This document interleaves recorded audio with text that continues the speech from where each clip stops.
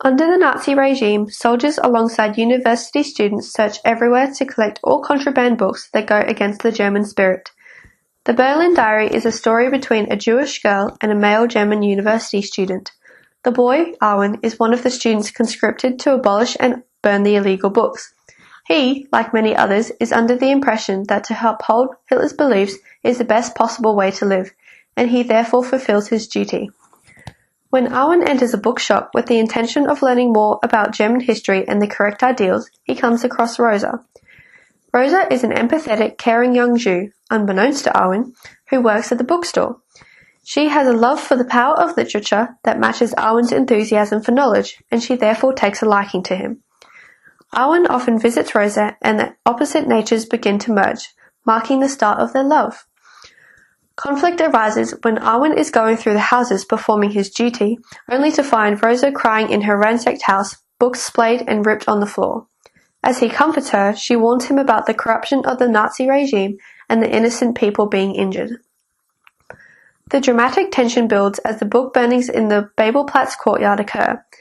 As this happens, the soldiers advance on Rosa's bookshop and begin tearing through the books. Upon discovery of her collection of Jewish books, they set the store alight. Rosa, trapped inside and engulfed by flames, is framed by the store window, the sound of her blood-curdling screams radiating through the glass. The following day, Arwen, with flowers in hand, goes to visit Rosa at the bookstore, only to discover the ashes of her bookshop floating in the air. In a final act of rebellion against Nazism, Arwen tries to steal back and save German books to continue on Rosa's legacy. The unique aspect of the film is through the perspective of the German student, Arwen, instead of the victim or the Jewish perspective of Rosa. This leads to a stronger visual narrative and intensity of emotion. Additionally, dramatic action will be built due to the focus on entirely black and white film, use of music, sound, and manipulation of lighting to display the strong and serious underlying historical events. The first initial scene introduces the main characters of Arwen and Rosa through the primary meeting in the bookstore. This showcases the spark of love that is entwined throughout the film. Originally, the camera is angled to display an eye-level shoulder view of Arwen as he enters the bookstore. As he walks through the wooden door, the high-pitched chime of the doorbell signifies his arrival. This simple but effective sound also symbolizes his arrival into Rosa's life. As Arwen strides through the bookstore with the intention of seeking out a particular German book, he locks eyes with Rosa. As he searches through the aisles, he can't help but keep returning his gaze to Rosa, with even the bookshelves not being able to obscure her beautiful smile, which is so full of life. By flipping over the pages of the dusty books, they get to know more about each other as their love of books connects them together. This love for books and knowledge slowly develops through the film into the blossoming of an irreplaceable love. This scene is vital to the film as it captures the first chapter of their love story.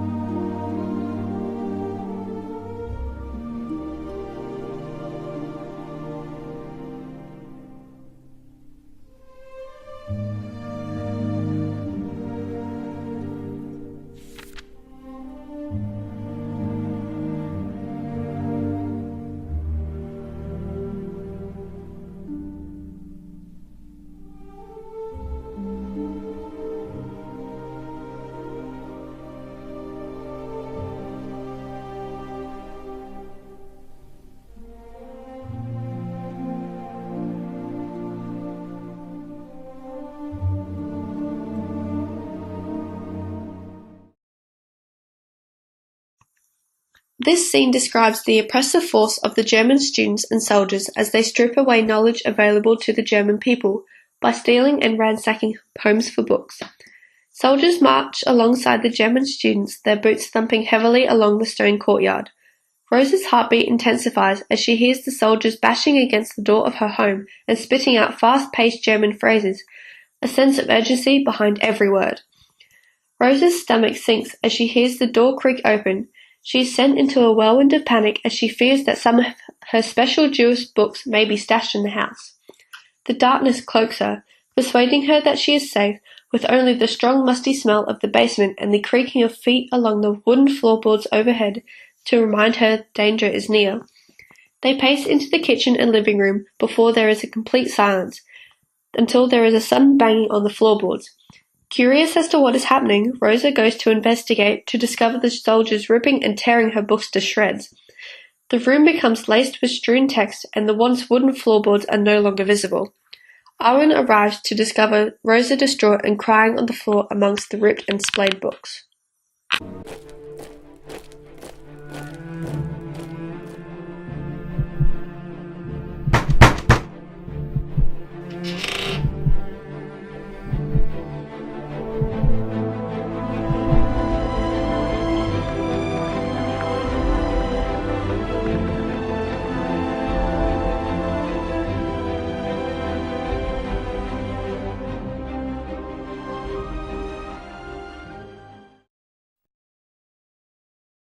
The final scene in the movie opens with a black screen and the voice of a Nazi officer speaking about the book burnings and their un-German ways. As this progresses, subtle music begins to play in the background, adding to the tension and climactic feel of the scene. The scene then builds into flashes of different images, all shown in black and white, to create the sense of unease and panic that is being depicted. It flashes with people running in terror, the book burnings that occurred in Babelplatz, and Rosa in an inconsolable sob. These flashes are all broken up with a close-up shot of books burning. This is the only part of the movie where you see colour come in, as it reiterates the importance of the flame as a symbol throughout the movie. You see the flame at a very confronting closeness as you see the knowledge, and by extension the power of free will, being burnt away. The scene then progresses from something far off to something personal, the bookstore where Rosa works and where she and Arwen fell in love, being burnt down. This only adds to the pure sadness of the scene. You then realize that Rosa is in fact trapped in the bookstore, and you witness her being burnt alive with the rest of the knowledge that was enclosed in that store. As this part of the scene ends and only the music remains, you are shown the final embers of the building which used to be, with books sprayed out across the ground, now only charcoal in the dust. As you feel most sad with what is before you, you see Arwen walking up the street with flowers in his hand, clearly intended for Rosa, and your heart sinks even further at his realization of what kind of atrocity has occurred. And at this moment, we see his beliefs truly change. He now has the fire in his body to fight to retain Rosa's purpose of recovering what could soon be lost forever. You see the retribution coming. Deutsche Männer und Frauen, das Zeitalter eines überspitzten jüdischen Intellektualismus ist nun zu Ende. Unser Durchbruch der deutschen Revolution hat auf dem deutschen Weg wieder die Gasse freigemacht. Übergebt alles Undeutsche dem Feuer! Ich übergebe dem Feuer die Schriften von Karl Marx und Kautsky! Gegen Dekadenz und moralischen Verfall! Für Zucht und Sitte in Familie und Staat. Ich übergebe dem Feuer die Schriften von Heinrich Mann, Ernst Gläser, Erich Kästner gegen Gesinnungslumperei